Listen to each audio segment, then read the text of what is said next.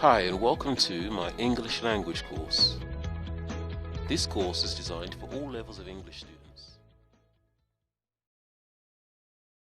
Hi everyone, the topic of today's class is prepositions.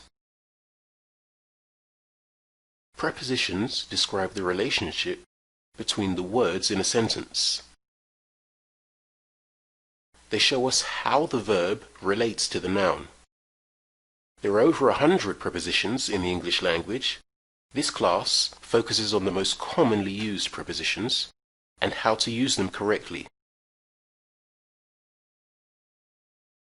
Let's start off by looking at prepositions of time.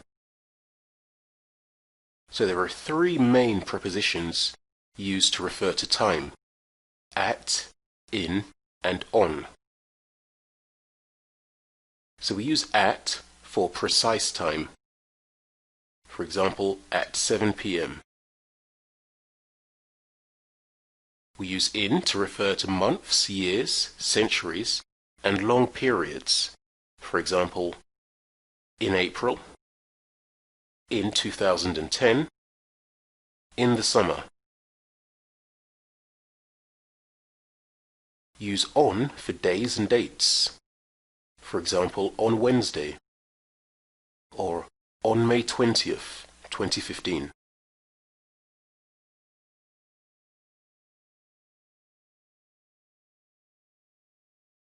When we say last, next, every, this, we do not use at, in, or on. Here are some more examples of some phrases using these prepositions. So for at, we can say at night, at the weekend, at Christmas, at the same time, and at present. For in, we can say in the morning or mornings, in the afternoon, again in plural as well, and in the evening. And for on, we can say on Tuesday morning, on the weekend, and on a weekday. Notice the difference here between in the morning and on Tuesday morning. So for prepositions of place, again we can use the same prepositions to refer to place. And these are the guidelines of how to use them, starting with in. Use in for enclosed spaces and geographical areas. So you could say, for example, there are 2 chairs in your room. Use at for buildings, addresses, and in some expressions, such as at home. He is at the hospital.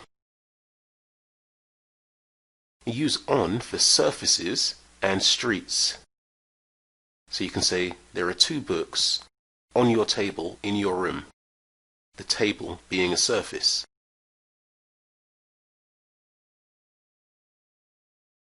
Here are some more examples of how to use these prepositions to refer to places. So for at, you could say at 221B Baker Street, or at the dentist's, at work, at the mall.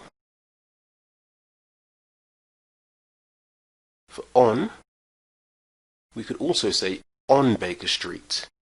Now here, Baker Street is not a specific address. It is a street, so we say on. On the river. On the corner. On the left or on the right. And for in London, in Central Park, in the bus station, in the car. Notice that at the mall is highlighted because we could also say in the mall. And also in the bus station is highlighted because we can also say at the bus station, depending on how we are describing the relationship with the object. So here are some more prepositions, starting with of. Of is used to mean belonging to, relating to, or connected with. Don't touch it. That's the bag of my friend's sister. I always dreamed of being rich and famous. It's also used to indicate reference. I got married in the summer of 2000. This is a picture of my family. And it can be used to indicate an amount or number. I drank 3 cups of milk. A large number of people gathered to protest. And now the uses of for. For is used to indicate the use of something.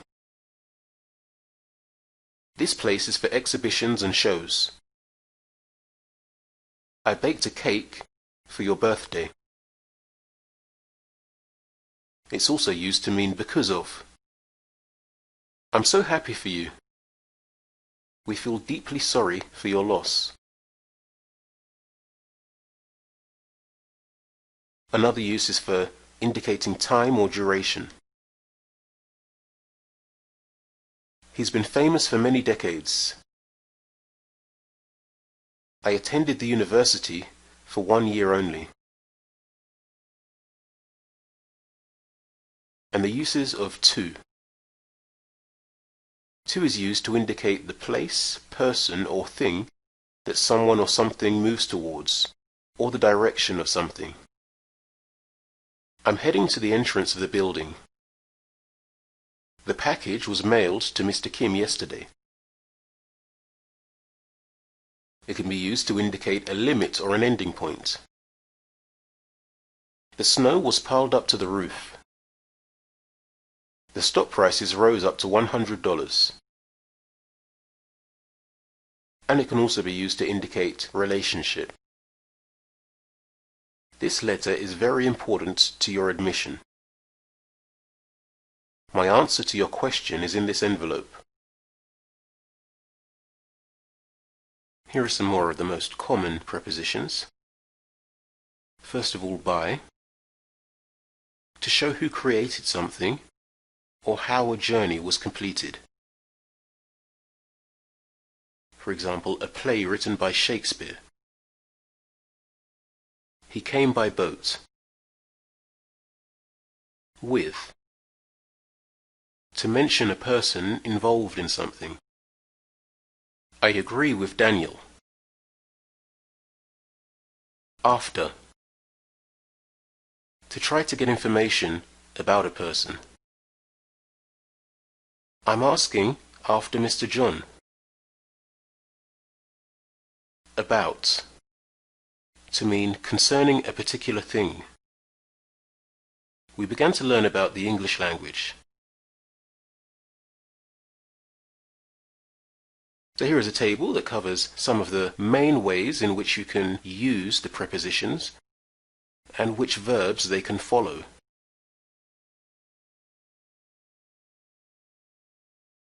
An important rule with prepositions is that you shouldn't use or end a sentence with an unnecessary preposition when the meaning is clear without the preposition. Sentences may end with necessary prepositions. Let's look at some examples. So it's correct to say, that's something I can't agree with. Here, with is a necessary preposition. It's also correct to say, where did he go? However, where did he go to is incorrect. Here to is unnecessary, because the meaning is clear without it.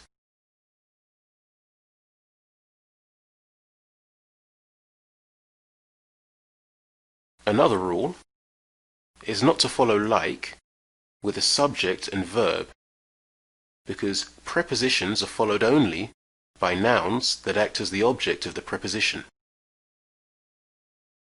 Use as if, or as though, instead of like, when a subject and verb follow.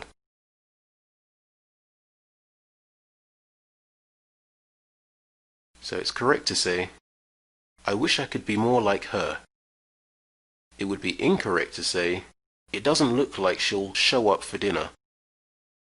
The correct way to say this sentence is, It doesn't look as if or as though she'll show up for dinner.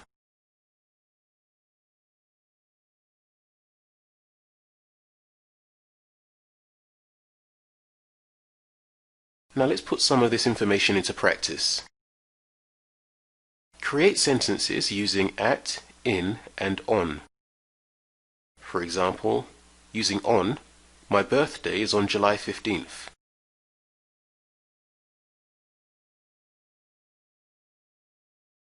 Complete each sentence using the correct preposition of time.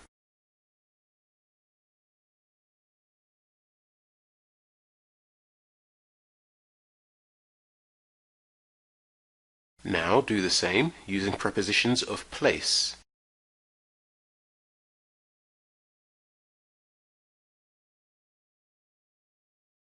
Choose the best preposition from the options to complete each sentence.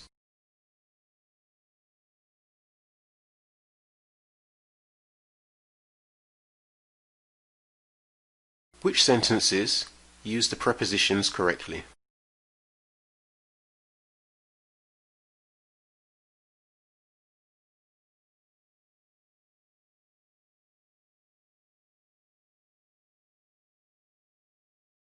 Here is a more complete list of some of the prepositions in the English language.